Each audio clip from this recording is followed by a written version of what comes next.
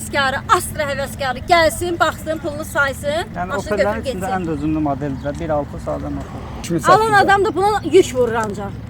Son qiymət olaraq. 3800'e verersin. Biz verdik 3-6 yapardı, onu dersen ya onların altı yok, vermiyorum. Sən xərc qoymuşam. Yəni onu necə deyim? Alan adam Sürən sənin adam- xərcivə baxmır, gözəl insan. Əsl o da ki, maşın üçün bu Kosmetik işlər açılmır. var. Açılmır. Biraz kosmetik işler var maşında. 600'e gelin. Bəli, Elə, kasıbın qoy gəlsin. dostu Opel Astra. İstəyənlər 3600 verirlər. Verirlər. Deməli mən dediyim rəqəm düz qiymətdir. Yox, 3800 də veriblər hətta. Hamı bilir ki maşın qiymət nədir. Ver getsin 36'ya. 8-ə.